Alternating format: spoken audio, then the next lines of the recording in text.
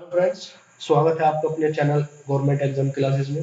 दोस्तों, हमारे चैनल पर यूपीएसआई की प्रिपरेशंस कराई जा रही है, जिसमें हम कंटिन्यू वीडियो लेकर आ रहे हैं। हम 9 वीडियो मैथ की बना चुके हैं, जिसमें हमने यूपीएसआई 2017 में पूछे गए क्वेश्चंस डिस्कस किए हैं। आज का वीडियो भी मैथ का वीडियो है, जिसमें यूपीएसआई 2017 में पूछे गए क्वेश्चंस हम डिस्कस करेंगे। आईपीसी सीआरपीसी का आपको 2000 प्लस क्वेश्चन यहाँ पर प्रैक्टिस कराए जाएंगे। एग्जाम से पहले सारे कंप्लीट हम प्रैक्टिस कर लेंगे। यदि आप अपनी तैयारी को इम्प्रूव करना चाहते हो तो आप हमसे जुड़ सकते हो। इस चैनल को सब्सक्राइब कर लीजिए ताकि आने वाला हर एक वीडियो का नोटिफिकेशन आपको मिलता रहे। तो स्टार्ट करते हैं। आज का फर्स्ट क्वेश्चन है आपके सामने कि यदि 3000 रुपये पर 5% की दर से एक वर्ष के लिए मिलने वाला साधारण ब्याज 2000 रुपये पर 5% की दर से एन वर्षों के लिए मिलने वाले साधारण ब्याज से 150 रुपये क्या है, कम है। मतलब एन वर्षों में जो मिल रहा है वो ज्यादा है, और जो एक वर्ष में 3000 रुपये पर मिल रहा है वो कम है। कितना कम है? 150 रुपये। तो आपको एन की वैल्यू बतानी है। ये यूपीएसआई 2017 में क्वेश्चन पूछा गया है। ठीक है फ्रेंड्स, तो एन वर्षों में मिलने वाला जो ब्याज है वो हो जाएगा आपका 2000 इंटू 5% इंटू एन अपॉन 100। ठीक है, अब 3000 पर मिलने वाला 3000 इंटू 5 एक वर्ष के लिए मिलने वाला अपॉन 100 बराबर कितना कम है? 150 रुपीज। जीरो से जीरो कट जाएगी, जीरो से जीरो कट जाएगी, ये आ गया आपका 100n माइनस 150 बराबर 150। तो n की क्या वैल्यू रखूं? जो है 150 आ गई, तो n की यदि मैं 3 रख दूं यहाँ पर तो कितना आ जाएगा? 150 आ जाएगा। ऐसे भी कर सकते हो, सोल्व भी कर लो। 300, तो n बराबर आ जाएगा यहाँ पर 3। 3 क्या है? वर्ष है। ठीक है, तो इसका सेकंड आंसर हो जाएगा। कुछ था बेसिक कॉन्सेप्ट था, बेसिक यदि फॉर्मूले आपको पता है तो आप इसे निकाल सकते हो। लिखने की भी जरूरत नहीं कि काफी पेन की जरूरत पड़ेगी, आप मन ही मन में इस क्वेश्चन को सोल्व कर सकते हो। किसी भी क्वेश्चन को सबसे पहले फ्रेंड्स आप सेल्फ ट्राई करो, आप खुद देखो आप उस क्वेश्चन को कर पा रहे हो या नहीं कर पा रहे हो। यदि आप मिस्टेक कर रहे हो तो जो एक्सप्लेनेशन मैं आपको बताऊंगा उससे आप मैच कर सकते हो। आगे बढ़ते हैं। नेक्स्ट क्वेश्चन है आपका कि विल्सन प्रतिदिन एक ही समय पर अपने दफ्तर के लिए निकलता है यदि वह 5 किलोमीटर प्रति घंटा की गति से चलता है। कितने? 5 किलोमीटर। राइट फ्रेंड्स, तो 2 मिनट क्या है, देरी से पहुंचता है। यदि वह 10 किलोमीटर प्रति घंटा की गति से चलता है तो 4 मिनट जल्दी पहुंच जाता है। ठीक है, तो समय पर दफ्तर पहुंचने के लिए उसकी गति और उसके दफ्तर की दूरी ज्ञात करें। तो सबसे पहले फ्रेंड्स आप इसे पॉज करके आप खुद ट्राई करो, आप देखो आप क्वेश्चन को कर पा रहे हो या नहीं कर पा रहे हो। राइट फ्रेंड्स, तो इस क्वेश्चन को सोल्व करने के लिए आपको एक फॉर्मूला पता होना चाहिए कि S1 S2 बराबर होता है D1 upon T1 minus T2 into S1 minus S2। ये फॉर्मूला आपको पता होना चाहिए। ठीक है, आपको S1 कितना दिया गया है? S1 दिया गया है 5 किलोमीटर प्रति घंटा, 5 किलोमीटर पर आवर। राइट, अब उसने क्या किया, अपनी स्पीड बढ़ा दी। स्पीड बढ़ाने पर जो S2 है वो हो गई आपकी 10 किलोमीटर पर आवर। ठीक है फ्रेंड्स, मैंने माना यहाँ पे एक छोटा सा कॉन्सेप्ट है जो आपको समझना है। मैंने माना इस एग्जैक्ट सिचुएशंस पर वो अपने दफ्तर पहुंचता है। स्टार्टिंग में जब उसकी स्पीड थी 5 किलोमीटर पर आवर, तो वो 2 मिनट देरी से पहुंचता है। कितने मिनट देरी से पहुंचता है? 2 मिनट देरी से। ठीक है, यदि वो अपनी स्पीड को बढ़ा देता है, बढ़ाने पर क्या होगा? जल्दी पहुंच जाएगा।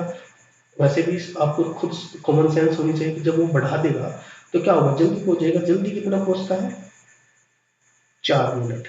तो जब 4 मिनट जल्दी पहुंचता है, 4 मिनट ये और 2 ये, तो टाइम में कितना डिफरेंस आ जाएगा? टाइम में डिफरेंस आ जाएगा आपका 6 मिनट। तो यदि मैं T1 माइनस T2 की बात करूं, ये आ जाएगा आपका 6 कितना मिनट। लेकिन मुझे घंटे में चेंज करना है तो 6 अपॉन हो जाएगा 60 कितना आवर्स। ठीक है, अब इसकी वैल्यू आप इस फॉर्मूले में रखिए। जब फॉर्मूले आप वैल्यू रखोगे तो S1 है आपकी 5, S2 कितनी है आपके पास? 10, D आपको निकालना है। ठीक है, T1 माइनस T कितना है? 6, 60 ऊपर चले जाएगा और S1 माइनस S2 दोनों का जो डिफरेंस है वो आ जाएगा आपका 5। ठीक है फ्रेंड्स, यहाँ से 10 हो गया आपका ये। ठीक है, 10 से 10, 5 से 5 कट जाएगा तो D बराबर आ जाएगा आपको 1 किलोमीटर।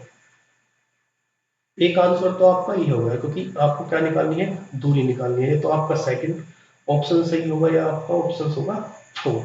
आपको गति और निकालनी है। समय पर दफ्तर पहुंचने के लिए क्या चाहिए, चाल चाहिए। जब समय पर पहुंचने के लिए गति चाहिए तो आपको टाइम भी तो चाहिए ना, इस टाइम तक पहुंच पा रहे हो तो आप स्पीड निकाल लोगे। तो यदि आपकी दूरी कांस्टेंट है तो आप S1 T1 बराबर S2 T2 कर सकते हो, क्योंकि डिस्टेंस क्या है, डिस्टेंस कॉमन है, कांस्टेंट है। तो S1 कितनी है आपकी, 5 है, और क्या करता है, 2 मिनट देरी से पहुंचता, मतलब 2 मिनट क्या लेता है, ज्यादा लेता है। ठीक है, S2 कितना है, 10, और ये जल्दी पहुंच जाता है, मतलब 4 मिनट टाइम से, एग्जैक्ट टाइम से पहले पहुंच जाता है। तो 5T प्लस 10 बराबर आपका 10T माइनस 40। ठीक है फ्रेंड्स, आगे इसे अब सोल्व करते हैं। तो ये होगा आपका 5T 10T। तो जब इसे 10T को, इस 5T को इधर ले जाओगे तो यहाँ क्या बचेगा आपका, 5T बचेगा, 5T। ठीक है, 5T बराबर ये 10, 40 इधर चला जाएगा, ये हो जाएगा आपका 50। तो T बराबर हो गया आपका 10। ठीक है, अब इस 10 को, ये मिनट में आया है, क्या है, मिनट में है, इसे आप आवर्स में चेंज करोगे तो 10/60 हो जाएगा, या आपका 1/6 आवर्स हो जाएगा। ठीक है फ्रेंड्स, तो स्पीड आपकी चाल बराबर हो जाएगी, स्पीड बराबर हो जाएगी दूरी बटे समय। दूरी कितनी है, 1 है, और ये हो जाएगा आपको 1/6 इंटू 6। तो ये आ जाएगा आपका 6 किलोमीटर पर आवर। तो इसका आपका जो आंसर हो जाएगा वो हो जाएगा बी। ठीक है फ्रेंड्स, कुछ नहीं था। यदि आपने कुछ ये पढ़ा है टॉपिक, तो आपने ये जरूर पढ़ा होगा ये फॉर्मूला। ठीक है, इसको, ये इससे बहुत सारे क्वेश्चंस निकाले भी जाते हैं। एसएससी का भी ये समझ ले कि इम्पोर्टेंट क्वेश्चंस है ये कॉन्सेप्ट। ठीक है, तो ये आपको पता होना चाहिए। ये बेसिक 2017 में क्वेश्चंस पूछा गया है। आगे बढ़ते हैं, नेक्स्ट क्वेश्चन से आपका कि दो रेलगाड़ियां एक के ऊपर एक, ये यहाँ पर थोड़ा ध्यान देने वाली बातें हैं कि एक के ऊपर क्या है, एक है, लंबवत है दोनों, मतलब यदि एक पटरी ये है तो इसके जस्ट ऊपर ये पटरी है, बराबर नहीं है, दोनों लंब में है। ये कॉन्सेप्ट ध्यान रखना है, लंब में है। ठीक है, यहाँ पर ऐसा नहीं कि आप सापेक्ष गति निकालोगे। इन पटरियों पर चलने वाली दो ट्रेनें ए और बी है। ए 72 किलोमीटर प्रति घंटा और बी 64 किलोमीटर प्रति घंटा की गति से चलती है। यदि ये ट्रेन एक दूसरे को 10 सेकंड में पार करती है तो ट्रेन ए की आपको क्या बतानी है, लंबाई बतानी है। तो ट्रेन ए की लंबाई कितनी हो जाएगी, लंबाई, ठीक है, डिस्टेंस जितनी कवर करेगी, दूरी बराबर हो जाएगी चाल इंटू समय। चाल कितनी है, 72 इंटू किलोमीटर प्रति घंटा में है, तो आप मीटर पर सेकंड में बदलोगे, इंटू आपके कितने साइन, 10 सेकंड में। तो ये हो जाएगा आपका 4×5=20, आपका 200 मीटर। ठीक है फ्रेंड्स, अब यहाँ पर कुछ स्टूडेंट गलती कर सकते हैं। क्या गलती कर सकते हैं, वे रिलेटिव स्पीड निकाल सकते हैं। यहाँ पर क्या निकाल सकते हैं, रिलेटिव स्पीड, क्योंकि रिलेटिव स्पीड यहाँ पर नहीं निकलेगी। ये एक पटरी जो है ना, ये पटरी एक दूसरे के जस्ट ऊपर है, लंब है। ठीक है, ऐसा नहीं है कि एक पटरी ये जा रही है और एक पटरी बराबर में ये जा रही है। तो यहाँ पर आप सापेक्ष निकाल सकते हैं, रिलेटिव स्पीड निकाल सकते हैं। यहाँ पर आप रिलेटिव स्पीड नहीं निकाल सकते। ठीक है, क्योंकि एक दूसरे के परपेंडिकुलर है, लंबवत है। ठीक है, तो इसका फोर्थ आंसर हो जाएगा। नेक्स्ट क्वेश्चन है कि ए और बी का महत्तम समापवर्तक क्या है, 7 है। कितना है, 7 है। तो निम्नलिखित में से कौन सा उनका लघुत्तम समापवर्तक कभी नहीं हो सकता। तो लघुत्तम समापवर्तक होने के लिए क्या करना पड़ेगा, इन संख्याओं को 7 से कटना पड़ेगा, मतलब डिवाइड होना चाहिए, विभाजित होना चाहिए। यदि कोई संख्या विभाजित नहीं है तो भी क्या हो जाएगी, वो लघुत्तम समापवर्तक नहीं होगी। तो ऑप्शन ए सबसे पहले देखेंगे। ऑप्शन ए में क्या है, 13, 58। तो 7 से जब आप डिवाइड करोगे, 7 एकम 7, 194 आ जाएगा जो विभाजित है। तो ये तो आपका लघुत्तम समापवर्त्य है। ठीक है, ऑप्शंस अब आप सेकंड देखो। सेकंड में कौन सी संख्या है? 15 86 अपॉन 7 दूनी 14। ठीक है, 7 दूनी 14, 7 छः 42.57 आ जाएगा। ठीक है, जो डिवाइड नहीं होगी। तो ये क्या है? ये लघुत्तम समापवर्त्य क्या होगा? नहीं होगा। आप यदि इन्हें भी डिवाइड करोगे तो ये भी क्या हो जाएगी? विभाजित हो जाएगी। तो ये एक संख्या है सेकंड वाली जो विभाजित नहीं हो रही, तो सेकंड ही इसका आंसर हो जाएगा। नेक्स्ट क्वेश्चन है आपका कि 3 पाइप है पी क्यू आर एक पात्र में है। ठीक है, पात्रों क्रम से 48 38 44 28 मिनट में भर सकते हैं। शुरुआत में पात्र खाली है। पाइप पी सुबह 9:41 पर को खोला जाता है। ठीक है, 8 मिनट बाद फिर क्यू खोला जाता है। पाइप क्यू खोलने के बाद सुबह ठीक 10 बजे तक पात्र को भरने के लिए पाइप आर को कितने मिनट बाद खोला जाना चाहिए? मतलब 10 बजे तक का क्या है, पी और क्यू दोनों खुले रहते हैं, उसके बाद क्यू आर खोला जाता है। तो पी का क्या है, पी का कितने टाइम में भर देता है? पी भर देता है आपका 38 में। क्यू कितने में भर देता है? ये होता है आपका 44 में। ठीक है, आर भर देता है आपका 28। देखो फ्रेंड्स, यहाँ पर कुछ स्टूडेंट को प्रॉब्लम आएगी इसका एलसीएम निकालने के लिए। एलसीएम के लिए कोई प्रॉब्लम नहीं है, डायरेक्ट सिंपल वाला फॉर्मूला बनाओ कि 38 44 और 28।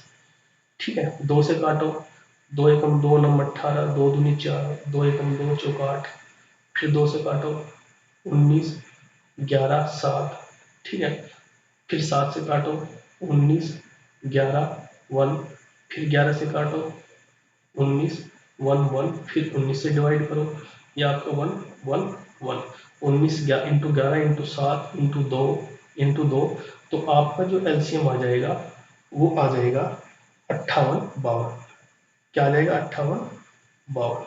ठीक है, तो ये थोड़ा सा यहाँ पर कैलकुलेशन से रिलेटेड आपको प्रॉब्लम हो सकती है, वरना ये तो सिंपल कॉन्सेप्ट है। यदि आपने ये कॉन्सेप्ट पढ़ा है, ठीक है, नल पाइप वाले क्वेश्चन पढ़े हैं, तो ये तो बेसिक कॉन्सेप्ट है, लेकिन थोड़ा कैलकुलेशन वाइज में सोच सकता हूँ कुछ यहाँ पे प्रॉब्लम हो सकती है। तो 38 से 58 52 जब डिवाइड करोगे तो ये आ जाएगा आपका 154। तो 154 क्या आ गई? क्षमता आ गई, पी की क्षमता। क्यू की क्षमता कितनी आ जाएगी? 133 बार डिवाइड हो जाएगा 58 52, और 28 से डिवाइड हो जाएगा जब करोगे आप 58 52 को, ये आ जाएगा आपका 209। ठीक है फ्रेंड्स, पी को क्या करना है? 9:41 पर खोला जाता है और 10 बजे तक खोला जाता है। तो 9:41 से 10 बजे तक का कितना टाइम हो गया? कितनी मिनट हो गई? तो ये हो गई आपकी 41 और 9 कितनी 50 10 19 मिनट। तो पी द्वारा 19 मिनट में भरा गया पात्र। एफिशिएंसी कितनी है? 154 है, और कितने मिनट खोला गया? 19। तो ये जब इसका मल्टीप्लिकेशन आप करोगे ये आ जाएगा आपका 29 26। ठीक है फ्रेंड्स, अब ये 8 मिनट बाद खोला जाता है। तो 8 मिनट बाद का मतलब है 19 में से जब 8 घटाओगे तो ये क्यू खोला जाता है आपका 11 मिनट। तो क्यू द्वारा 19 माइनस 8, ठीक है, बराबर 11 मिनट में भरा गया पात्र। ये हो जाएगा आपका 133 है इसकी एफिशिएंसी। तो 133 इंटू 11, ये आ जाएगा आपका 1463। फ्रेंड्स, यहाँ पर आपको कोई प्रॉब्लम नहीं होनी चाहिए। ये 9:41 पर खोला जाता है। ठीक है, 9:41 तक 10 बजे तक खुलते हैं दोनों। ठीक है, पी तो 9:41 से 10 तक का कितना हुआ? 19 मिनट। फिर इसके 8 मिनट बाद जो है क्या खोला जाता है? क्यू खोला जाता है। तो 19 में से जब आप 8 माइनस करोगे तो ये खोला जाता है आपका 11। ठीक है, तो पी और क्यू द्वारा किया गया काम आपको जोड़ना है। तो शेष काम कितना? शेष काम कितना हुआ? तो टोटल है कितना आपका? 58 52 माइनस 29 26 प्लस 14 63, तो ये आपका आ जाएगा 1463। कितना आ जाएगा? 1463। तो जो 1463 है, ये कौन काम करेगा? ये आर काम करेगा। ठीक है, तो आर द्वारा किया गया कार्य हो जाएगा 1463 टोटल काम है, अपॉन इसकी एफिशिएंसी कितनी है? 209। ये आपका आ जाएगा 7 मिनट। 7 बार 963, 7 मिनट। ठीक है फ्रेंड्स, तो इसका जो आंसर हो जाएगा वो सी हो जाएगा। कोई बस इसमें थोड़ा ये कैलकुलेटिव क्वेश्चन है, कैलकुलेशन में आपको टाइम लग सकता है। यदि आपने मिस्टेक की है तो आप कैलकुलेशन में मिस्टेक करोगे जहां भी करोगे, ठीक। अन्यथा कोई मिस्टेक आप नहीं करोगे इस क्वेश्चन से।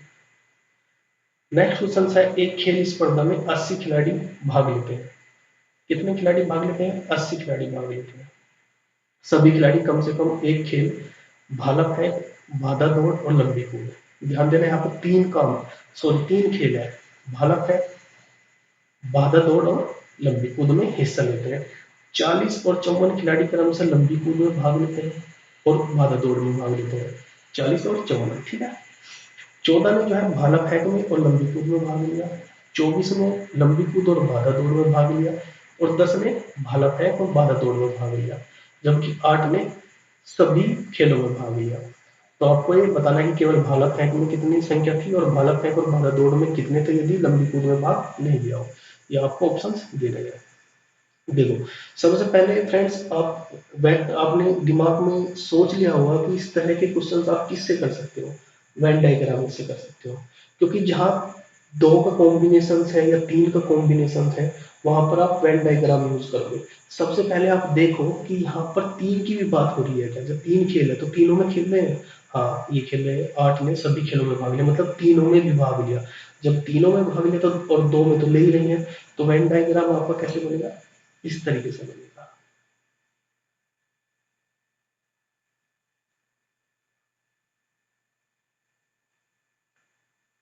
ठीक है, ये तो हो गया आपका 8, जिसमें ये जो है सारे के सारे क्या ले रहे हैं? भाग ले रहे हैं। ये मैंने माना कि बाधा दौड़ है। ठीक है फ्रेंड्स, ये मैंने माना कि लंबी कूद है, लंबी कूद। और एक कौन सा बचा आपका? भाला फेंक। ये मैंने माना कि भाला फेंक है। ठीक है फ्रेंड्स, तो सबसे पहले बाधा दौड़ देखते हैं। बाधा दौड़ में 14 ने क्या किया? भाला फेंक और लंबी कूद में भाग लिया। किसमें? भाला फेंक में। और लंबी कूद में किसने भाग लिया? 14 ने। तो 14 में से 8 तो ये सारे हो गए। ठीक है, तो बचे कितने आपके? 6। 8 और 6 14। ठीक है, दूसरा है 24 ने लंबी कूद और बाधा दौड़ में। लंबी कूद और बाधा दौड़ में किसने भाग लिया? 24 ने। 8 तो ये आपकी हो गई। ठीक है, बची कितनी आपकी? 16। ठीक है, कितना हो गया आपका?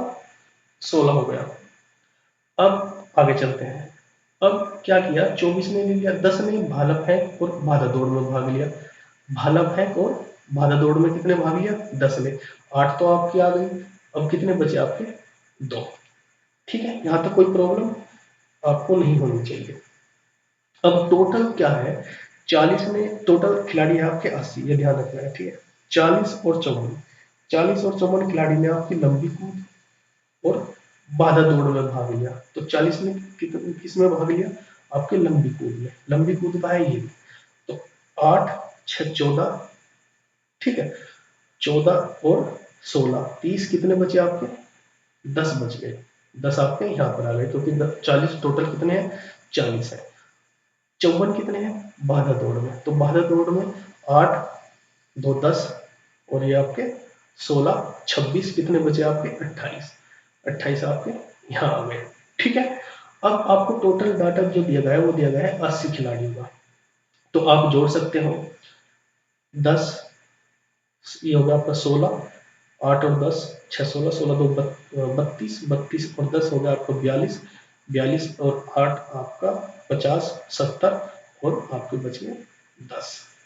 ठीक है, तो आपको बताना है, सबसे पहला ऑप्शन है कि केवल भाला फेंक। भाला फेंक में कितने हैं? 10। ये रहेगा आपको। ठीक है, तो भाला फेंकने कितने हैं आपको 10। 10 कौन से में सी और डी आंसर है आपका। ठीक है, आगे बढ़ते हैं। नेक्स्ट है भाला फेंक और भारत दौड़ परंतु लंबी कूद में भाग नहीं लिया। लंबी कूद ये वाला तो आप हटा दो। ठीक है, अब बताना क्या है, जो भाला फेंक और भारत दौड़, तो भाला फेंक और भारत दौड़ में कितने हैं ये वाले दो। तो जो भाला फेंक प्लस भाला दौड़ में कितने हैं, दो है। जो लंबी कूद आपकी नहीं है। ठीक है, तो इस तरीके से आपका जो आंसर हो जाएगा डी हो जाएगा। कुछ नहीं था, अब बेसिक कॉन्सेप्ट बस वेन डायग्राम का ध्यान रखिए और स्टेप टू स्टेप क्या है चलते रहिए, क्वेश्चन सोल्व हो जाएगा। ये क्वेश्चन यूपीएसआई 2017 में पूछा गया है। ठीक है, आगे बढ़ते हैं। नेक्स्ट क्वेश्चन है आपका 10% पानी मिले 10 लीटर हाइड्रोक्लोरिक अम्ल के विलयन को 10% पानी मिले 20 लीटर हाइड्रोक्लोरिक अम्ल के विलयन में मिलाया जाता है, तो परिणामी विलयन में हाइड्रोक्लोरिक अम्ल का प्रतिशत आपको बताना है। टोटल कितना है स्टार्टिंग में 10 लीटर है। 10 लीटर में आपका पानी कितना है, पानी है आपका 10%। 10% का मतलब है 1। और आपका HCl कितना है, HCl होता है आपका हाइड्रोक्लोरिक अम्ल। ठीक है, हाइड्रोक्लोरिक एसिड। ठीक है, ये कितना है आपका 9 हो गया। ठीक है, दूसरा ये आपका फर्स्ट विलियन है। सेकंड विलियन की बात करते हैं। सेकंड जो सॉल्यूशन है उसमें ये 20 लीटर है। कितना है 20 लीटर है। 20 लीटर में पानी कितना है 10%। पानी कितना है आपका 10%। 10% का मतलब है 2। और आपका HCl कितना होगा इसमें, HCl होगा आपका 18। ठीक है फ्रेंड्स, आपको बताना है परिणामी विलयन में हाइड्रोक्लोरिक अम्ल, जब विलयन आपका विलयन 1 प्लस विलयन 2 जब मिलाया जाता है तो HCl की क्वांटिटी कितनी होगी 9 प्लस 18। ठीक है, तो ये होगा आपका 27। और टोटल आपका 10 हो गया, ये आपका 20 है। टोटल जब आप मिलाओगे दोनों तो ये हो जाएगा आपका 30। ठीक है, तो 27 लीटर है कितने में 30 में इंटू 100, 3 नम 27, यह आ गया आपका 90% आंसर। आपका सी आंसर हो जाएगा। ठीक है, स्टेप टू स्टेप क्वेश्चन में चलते रहिए। परसेंट जितनी आपको परसेंटेज दे रखी है वो परसेंटेज निकालिए और क्वेश्चन सोल्व कर लीजिए। आगे बढ़ते हैं। नेक्स्ट क्वेश्चन है फ्रेंड्स, यदि आपको क्वेश्चन अच्छे लग रहे हैं, ठीक है, कंटेंट अच्छा लग रहा है तो प्लीज ज्यादा से ज्यादा वीडियो को शेयर कीजिएगा। ठीक है फ्रेंड्स, आपके पास जो भी ग्रुप है, ठीक है, जो भी आपके फ्रेंड्स हैं उस या फेसबुक है वहां पर प्लीज वीडियो शेयर कीजिए। तो नेक्स्ट क्वेश्चन है आपके पास, छात्र है आपके पास ए बी और सी, 3 समूह है। हर एक समूह में 40, 50, 70 छात्र हैं। कितने हैं 40, 50 और 70 छात्र हैं। परीक्षा में समूह ए के छात्रों का औसत कितना है 70 है। बी के छात्रों का औसत प्राप्तांक कितना है 60 है।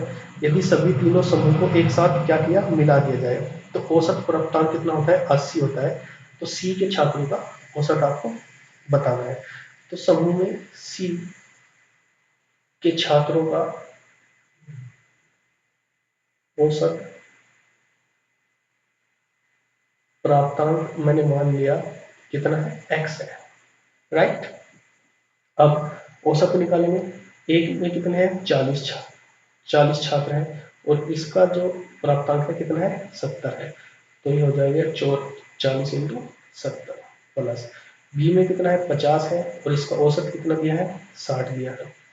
तो आपका 50 इंटू 60 प्लस सी के जो औसत है, सी के जो छात्र है वो है 70 है और औसत प्राप्तांक मैंने मान लिया x है।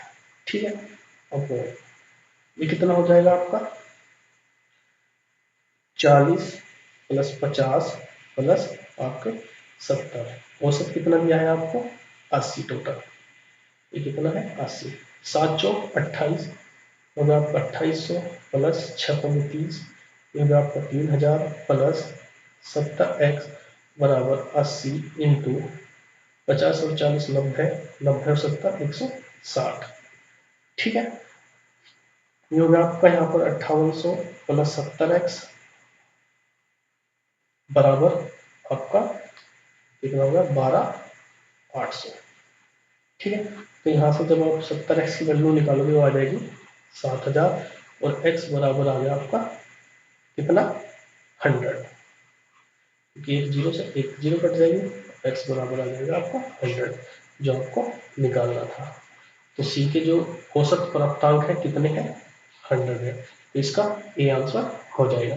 सिंपल क्वेश्चन था एवरेज का, ठीक है, जो सिंपल फॉर्मूला लगा वो कैलकुलेशन कर दो। नेक्स्ट क्वेश्चन है, दो ट्रेन है ए और बी एक ही दिशा में जा रही है, 73 किलोमीटर प्रति घंटा की चाल से है, ठीक है, और एक है 23 किलोमीटर प्रति घंटा की चाल से। ट्रेन बी में बैठा एक व्यक्ति है, एक ट्रेन आपकी ये है जो ए है, ठीक है, एक ट्रेन आपकी ये है बी, ठीक क्या है, ये एक ट्रेन आपकी बी है, ठीक है, दोनों एक ही दिशा में जा रहे हैं, ये भी इस दिशा में जा रही है, ये भी, यहाँ पर एक व्यक्ति बैठा है, ठीक है। तो यहाँ पर क्या करना पड़ेगा, यहाँ पर आपको सापेक्ष चाल निकालनी पड़ेगी। क्या निकालनी पड़ेगी, सापेक्ष चाल। तो सापेक्ष चाल कितनी हो जाएगी, ये हो जाएगा आपकी 73 माइनस 23, ये आ जाएगा आपका 50 किलोमीटर पर आवर। अब आपको क्या बताना है, ट्रेन बी में बैठे एक व्यक्ति एक 36 सेकंड में पार कर सकती है, तो ट्रेन ए की लंबाई आपको बतानी है। तो ट्रेन ए की लंबाई या डिस्टेंस कितनी कवर करेगा, दूरी बराबर चाल कितनी है 50 इंटू 5/18, समय कितना है 36 सेकेंड, ठीक है, 18 दूनी 36, 5 दूनी 10, ये आपका 500 मीटर। तो इसका जो आंसर हो जाएगा वो हो जाएगा सी। राइट फ्रेंड्स, इस तरीके से आप इसे क्वेश्चंस को, यहाँ पर बस ध्यान देना, जो मैंने फर्स्ट पहले क्वेश्चंस कराया था, सेकंड या थर्ड जो क्वेश्चन था उसमें लंबवत पटरी दी है, मतलब ऊपर नीचे है, तो वहां पर आप सापेक्ष नहीं निकाल सकते। यहाँ पैरेलल चीज दी है, तो पैरेलल जा रही है दोनों, तो एक ही दिशा में जा रहे हैं, तो माइनस हो जाएगा, एक दिशा में जा रही है तो स्पीड, तो यहाँ पर सापेक्ष आप निकाल सकते हो। नेक्स्ट क्वेश्चन है, एक वृत्त है जिसकी त्रिज्या 9 सेंटीमीटर दी गई है आपको। इस वृत्त में एक जीवा की लंबाई 14 सेंटीमीटर है, तो केंद्र से जीवा की दूरी ज्ञात करनी है। तो ये आपके पास एक वृत्त है, ठीक है, ये आपकी जीवा हो गई, जीवा कितना है, ये 14 है, ठीक है फ्रेंड्स, और ये आपका सेंटर हो गया ओ, इसकी त्रिज्या कितनी है, ये आपकी 9 सेंटीमीटर, ठीक है फ्रेंड्स। आपको बताना है जीवा केंद्र से जीवा की दूरी, ये आपको कैलकुलेट करना है। ये मैंने मान ला पी है, ठीक है, तो ये कितना हो जाएगा 7 हो जाएगा, ये 7 हो जाएगा, क्योंकि ये लंब है, ठीक है, जो किसी जीवा को लंब सेंटर से डाला गया जो लंब है दो हिस्सों में डिवाइड करेगा, ठीक है। तो यहाँ पर आप क्या करोगे, पाइथागोरस प्रमेय लगा दोगे। तो पाइथागोरस प्रमेय किस में लगा दोगे, ये मैंने मान लिया कि आपका ए है, ये आपका पी होगा और ये होगा आपका ओ, ठीक है। तो त्रिभुज ओ पी ए में ओ पी स्क्वायर क्या हो जाएगा, ओ पी स्क्वायर बराबर हो जाएगा O A square minus A P square, ठीक है, ए पी स्क्वायर। तो ओ ए कितना है, ओ ए दिया है आपको, ओ ए कितना 9, 9 का स्क्वायर, ए पी कितना दिया है 7 का स्क्वायर, ठीक है। तो 9 का स्क्वायर आपका 81 हो गया, 7 का 49 हो गया, ये आ गया आपका 32, ठीक है।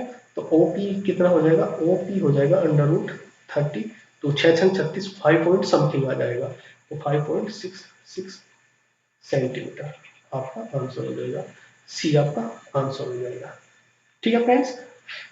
बस आपको इसका डायग्राम बना के सोल्व करना होगा, यदि आपने डायग्राम नहीं बनाया तो आपकी समझ में नहीं आएगा, तो इसलिए डायग्राम बनाना बहुत जरूरी है। आगे बढ़ते हैं फ्रेंड्स, प्लीज यदि आपको कंटेंट पसंद आ रहा है तो प्लीज ज्यादा से ज्यादा इस वीडियो को शेयर करें। आपके पास जो भी ग्रुप है, ठीक है, पुलिस के जो भी ग्रुप है जो तैयारी करने वाले हैं, ठीक है, आप फेसबुक पे ज्यादा से ज्यादा से शेयर करें। आपके पास 76% क्या है, जल है, जो मिश्रित 10 लीटर चीनी के एक विलन में 5 दिनों के लिए धूप में रखा जाता है। तो 5 दिनों बाद यदि विलयन में जल की मात्रा कितनी रह जाती है, 20% रह जाती है, तो शेष विलयन का परिणाम बताना है। देखो फ्रेंड्स, आप कितने दिन तक ही मतलब विलयन को रख दो तो जो उसमें चीनी की मात्रा है वो कांस्टेंट होगी, ठीक है। वो तो सूखने के बाद वो तो नहीं रह जाएगी, वो कहीं नहीं जाएगी विलयन से, ठीक है। तो जल और चीनी, ठीक है। तो पहली जो कंडीशन थी, फर्स्ट स्थिति में क्या है, जल कितना है, 76%, तो चीनी कितनी है आपकी, 24%। तो 4 6 आपकी 24, 6 और ये 4 एकम 4 9 36, 19 और 6 का क्या आ गया आपका, रेशो आ गया फर्स्ट वाली कंडीशन में, ठीक है। अब यदि मैं सेकंड कंडीशन की बात करूं, सेकंड में कितना है, विलयन में 20% क्या रह जाता है, पानी रह जाता है, कितना, 20%। चीनी कितनी बचेगी आपकी, 80%। तो ये होगा आपका 0 से 2 चौक 8 और 2 एकम 9, ये सेकंड कंडीशन में आ गई, ठीक है। लेकिन फ्रेंड्स यहाँ पर आपको ध्यान देने वाली बात है, क्योंकि चीनी की वैल्यू क्या होगी, चीनी की वैल्यू आपकी कांस्टेंट होगी। तो स्टार्टिंग वाले में आप देख रहे हो कि 6 है और सेकंड वाले में है 4, तो आप इसे कांस्टेंट बनाने के लिए क्या करोगे, ऊपर वाली में 2 से मल्टीप्लिकेशन करो और यहाँ से 3 से मल्टीप्लिकेशन करो, ठीक है। तो जल और चीनी का जो विलयन आएगा, जल का और चीनी का, 19 दूनी 38 हो जाएगा पहले वाले में, और ये हो जाएगा 12 सेकंड वाले में, 3 एकम 3 हो जाएगा और ये हो जाएगा आपका 12, ठीक है फ्रेंड्स। तो ये टोटल विलियन जो हो जाएगा, ये हो जाएगा आपका 50 और ये हो जाएगा आपका 15, 12 और 3 15, ठीक है। तो 50 विलियन का जो मान है वो कितना दिया है, 10 लीटर दिया है, जो क्वेश्चन में यहाँ पर दिया है 10 लीटर दिया है, ठीक है। तो एक विलियन का जो मान है वो हो जाएगा आपका 10 बटे कितना, 50। आपको निकालना कितना है, 15 विलियन का मान आपको निकालना है, तो 10 बटे 50 इंटू 15, 15, तो ये आ गया आपका 3 लीटर, ठीक है फ्रेंड्स। तो इसका जो आंसर हो जाएगा वो हो जाएगा आपका सेकंड, ठीक है। बस आपको ये कॉन्सेप्ट ध्यान रखना है कि दोनों में चीनी की जो वैल्यू है ना, चीनी की वैल्यू कांस्टेंट होगी, बस रेशो आपको मेंटेन करना है कि जिससे आप जो चीनी की वैल्यू है वो कांस्टेंट करनी है। आगे बढ़ते हैं, नेक्स्ट क्वेश्चन है कि एक काम को ए और बी क्रम से 16 दिनों में और कितने में, 18 दिनों में कर सकते हैं। ए ने अकेले काम आरंभ किया था और 4 दिनों के बाद बी भी शामिल हो गया, तो काम पूरा होने में तक जुड़ा रहा, तो काम कितने दिनों तक चला, ये आपको बताना है। तो ए कितना करता है आपका 16 दिनों में, बी कितना करता है 18 में, ठीक है। तो इनका जो एलसीएम आ जाएगा या आपका टोटल वर्क आ जाएगा वो आ जाएगा 144। ए की जो क्षमता आ जाएगी वो आ जाएगी 9, ये क्या है आपकी क्षमता है, और बी की क्षमता आ जाएगी आपकी 8, ठीक है। तो ए का 4 दिन का काम कितना हो जाएगा, 4 दिन का काम, तो इसकी जो है क्षमता है, एफिशिएंसी है 9 इंटू 4, 9 चौक 36, ठीक है। तो शेष काम कितना होगा आपका, शेष काम होगा आपका 144 माइनस 36, तो ये आपको बचेगा 108। 108 को ए और बी दोनों मिलकर समाप्त करते हैं, ठीक है। तो ए प्लस बी द्वारा लिया गया समय बराबर हो जाएगा 108, दोनों की एफिशिएंसी कितनी है, प्लस 9 और 8 17, ठीक है। तो जब आप इसे डिवाइड करोगे, डिवाइड करने के बाद में आ जाएगा 6.35 डेज, ठीक है फ्रेंड्स। तो इसका जो आंसर हो जाएगा वो हो जाएगा ए, ठीक है। तो फ्रेंड्स आज की वीडियो में बस इतना ही था, फिर मिलते हैं आप नेक्स्ट वीडियो में। प्लीज ज्यादा से ज्यादा इसे शेयर कीजिएगा वीडियो को, यदि आपको कंटेंट अच्छा लगा हो। फिर मिलते हैं नेक्स्ट वीडियो में, आज के लिए धन्यवाद।